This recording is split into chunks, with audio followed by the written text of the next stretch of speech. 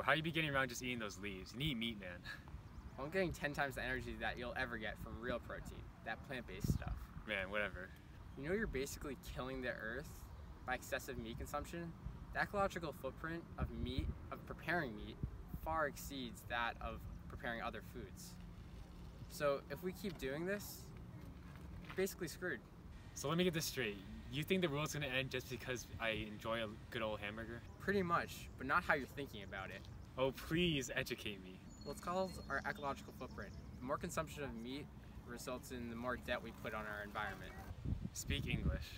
The more we produce meat products, the more CO2 emissions are coming from farms, slaughterhouses, and meat factories. Wait. What's wrong with more carbon dioxide emissions anyway? When excess carbon dioxide gets added to the atmosphere, the greenhouse effect is amplified. And what's the greenhouse effect? There are a lot of things we could do to put it out. Are any of them free? No, of course not. Nothing's free, you idiots. The atmosphere traps heat and raises the average temperature of the Earth, which increases the sea level, the severity of storms, droughts, and natural disasters in the world. Haven't you seen this on CNN? Oh wait, where do you get your reliable information? Fox News? Anyway, tons of fossil fuels are burnt in the process of meat production.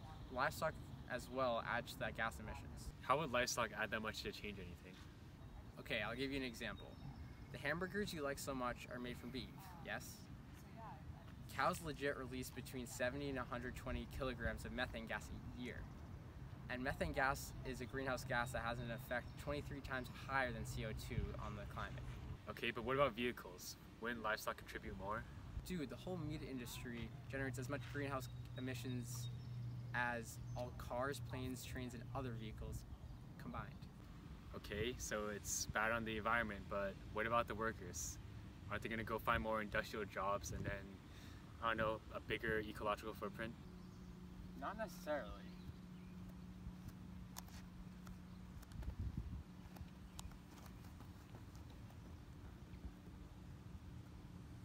Bro, it doesn't have to be like that. Some governments have actually started subsidizing jobs for factory workers that are being affected by the meat industry decline.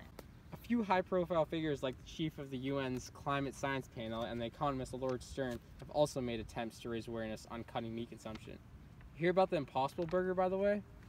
It's a plant-based burger that is becoming quite popular for its taste and environmental benefit. Ew, I ain't eating some vegetable burger, bro. Don't knock it till you've tried it. Alright, whatever. Anyway, what about the culture aspect? You can't just take that away from people accustomed to eating meat in their diets. You hear about the Spino law in Italy? What's that about? Parents in Italy run the risk of being held legally responsible if they choose to impose their veganism will upon their children. The Forza Italia party cited that veganism is a diet devoid of elements essential for healthy and balanced growth. I don't know about that. Where's the scientific research? Alright, whatever, but you can't just eliminate from the diet. I told you, it's a cultural thing. Well, it doesn't have to be like that. I'm not saying eliminate meat consumption completely, just lower the rate at which we consume the meat.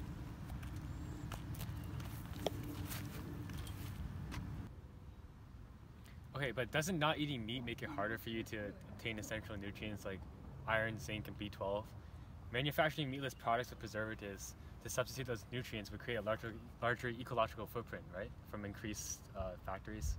Yeah, you can get much of those missed nutrients from plant-based products too.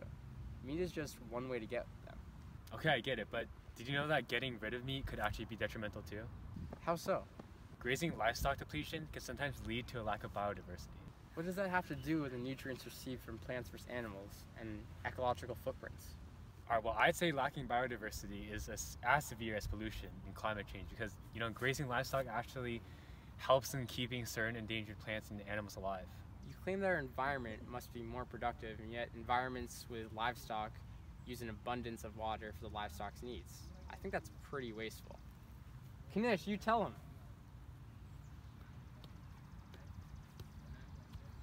Tell him what, Dubin?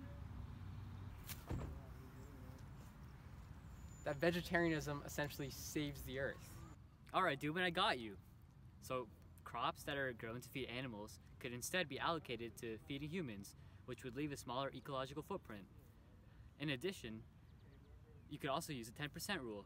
By being a vegetarian, you can gain more energy from your food because you're going to be eating from the first trophic level. Yeah, and producing 1 calorie of food energy from beef requires 40 calories of fossil fuel energy, whereas producing 1 calorie of human edible grain only takes 2.2 calories of fossil fuel energy. The vegetarian conversion is much more efficient. Not to mention the amount of water wasted as well. Only 2.5% of all water on the planet is fresh water, with only 30% being available to humans. Yet animal processing uses vast amounts of clean, drinkable water for drinking, washing, cleaning, and cooling them. Exactly, that's what I said.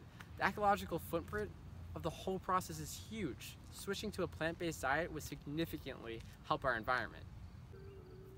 Alright, whatever. Eat less meat or we're all dead. This has been a PSA skit brought to you by the Vegan Runner Production Company. Thank you.